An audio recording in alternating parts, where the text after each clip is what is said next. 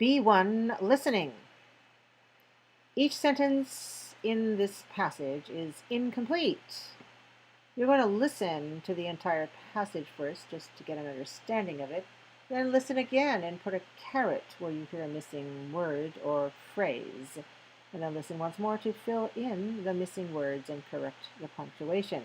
You'll find this on track 11. For example, you'll hear, over the next 3 months, the waters of the Euphrates will be collecting behind the dam. Insert a caret and write the words that are missing. The verb will be collecting. Future continuous. Continue like this using your CD.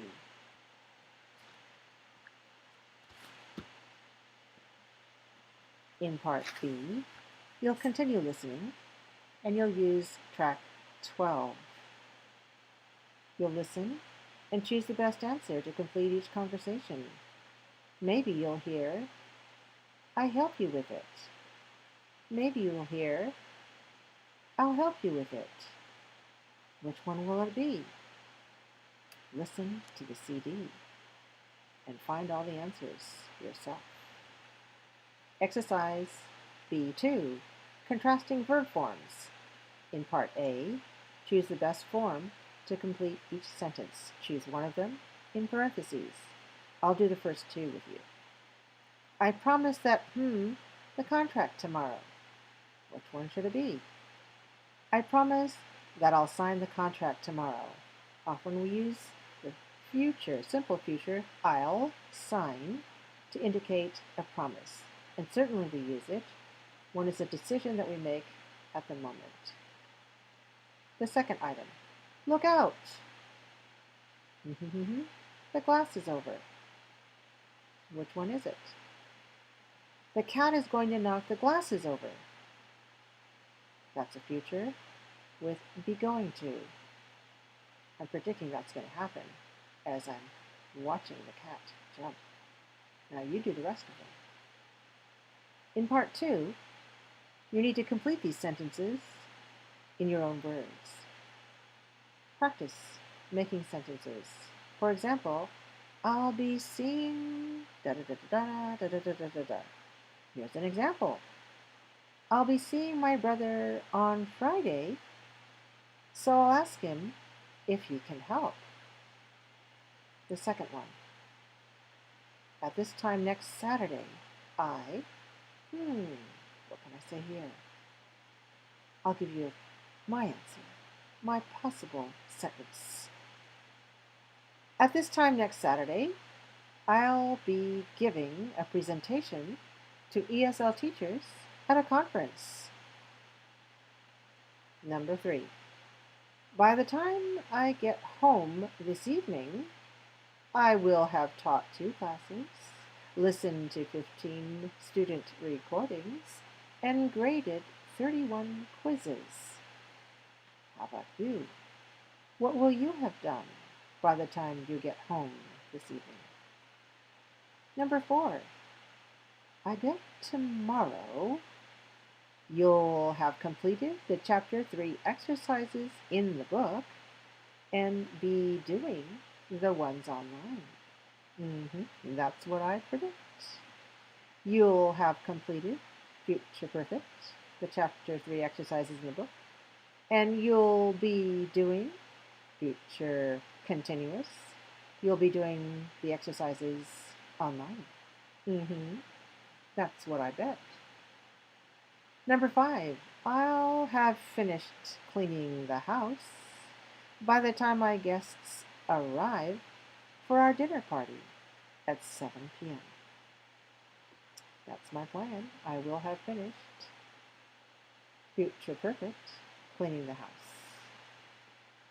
by the time my guests arrive, simple present, for our dinner party tonight at 7. I'm probably going to download your homework submissions after 8 a.m. on Friday. I'm probably going to download future with be going to?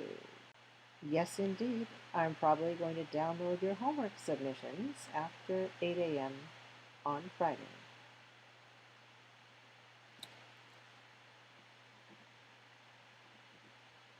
Exercise B3. Contrasting simple and continuous future forms.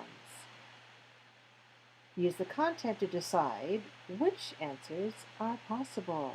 You may circle 1, 2, or all 3 responses. So you probably need to refer back to all the explanations and examples given on pages 37 through 39. Number 1, set the alarm clock for 6 a.m. and make sure all your things are packed. We need to wake up early because we leave first thing in the morning. Is that okay? Can we use we leave? Can we use the present, the simple present, to indicate future?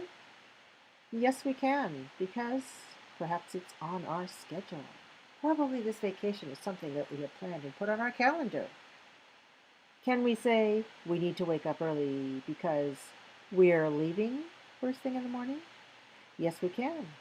When it's an activity that we've planned in advance, we can also use the present continuous. Can we use we'll be leaving, the future continuous? We need to wake up early because we'll be leaving first thing in the morning. Yes, we can. We can emphasize that this action will be in progress or ongoing first thing in the morning because we'll be leaving, putting our things together, getting them in the car, and departing. Now let's take a look at item 2. Can we say, are you holding the ladder for me, please? It's a little shaky. No. Are you holding is used for the future if it's a planned event. Or it's used for something that's going on right now, but it doesn't make sense to ask to make it a request. Are you going to hold the ladder for me, please? It's a little shaky. Can we use that one? No, that's not so good either, because that are you going to hold is the be going to future, which is used for some planned event. How about this one? Will you hold the ladder for me, please? It's a little shaky. Yes, this one is the best. It's a request form. Will is often used to make a request. And since we have the word please, that's the best answer. Will you hold the ladder for me, please? It's a little shaky. Exercise 4B, talking about a sequence of events in the future. Part A shows some sentences about Elisa. Elisa's going to Chile to study Spanish in a year-long language program. She took notes at an orientation meeting and is now planning her trip. Put the phrases in the correct order. Use the time words in parentheses to write sentences about her plans. Book tickets to Chile. Make sure passport is still valid. Study key vocabulary. Buy a Spanish phrase book. Make sure to pack the right clothing. Check the weather in Chile. Arrive in Chile. Register at new school. Finish the program. Be fluent in Spanish. Now, in the sentence blanks below, you have some subordinators that can begin the dependent clause. First one, how do we make a sentence with before? How about this one? Before Elisa books her ticket to Chile, she's going to make sure her passport is still valid. So notice the use of books, her ticket. This is reserves, simple present tense in the time clause, the DC. He's going to make sure, this one is the future with be going to in the main or independent clause. She's going to make sure her passport is still valid before she books her trip to Chile. So notice that you can put the IC in front and the DC in back, and it has the same meaning. So try making some sentences using once, after, as soon as, and by the time. In part B, you imagine that you're going on a trip. Think about the reason for your trip and what you'll need to do to prepare. Make some notes, then write about your trip, and use time clauses in some of your sentences. DCs, starting with some time adverbials. For example, I'm traveling to Hawaii next month. I'm going for vacation. I plan to take surfing lessons while I'm there. My flight leaves at 6 p.m. on July 22nd, and I arrive the next morning. Before I leave, I'm going to buy a wetsuit. I'm also going to find out where I can rent a surfboard. So that's a nice paragraph. You should note, be going to and will in longer discourse. In paragraphs or conversations about the future, be going to is often used to introduce a situation. Once the context is set, will is used to add further details. Here's an example.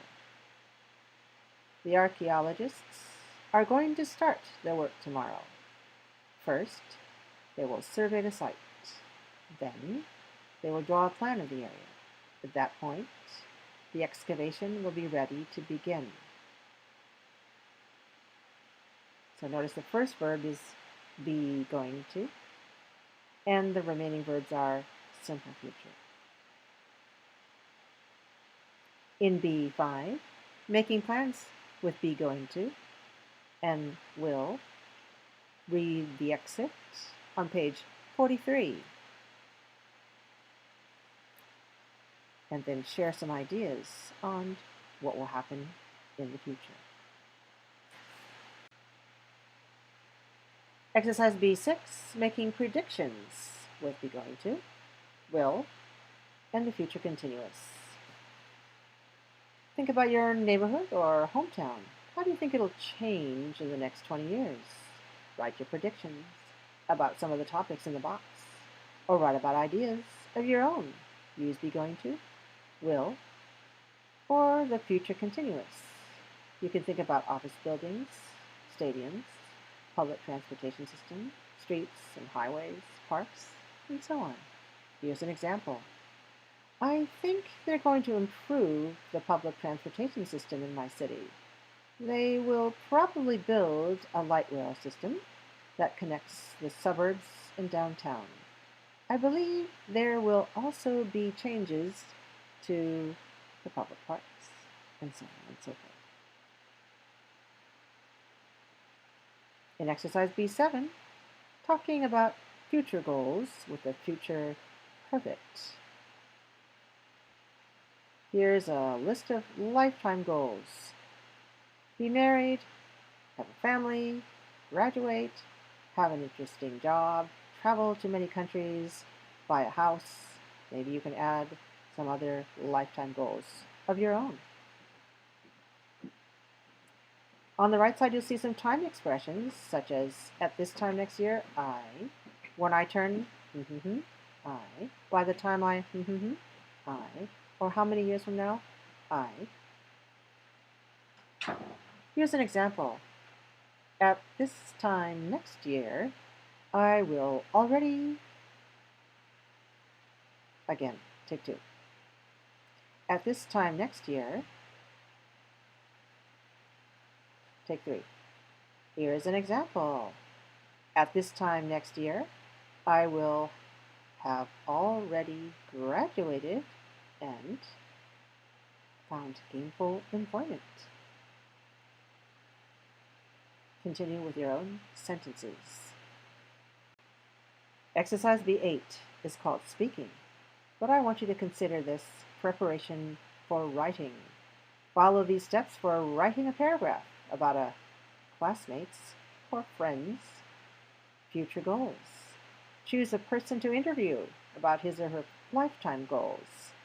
You can brainstorm a list of questions using a variety of future forms and time expressions, such as when, as soon as, after, and by the time.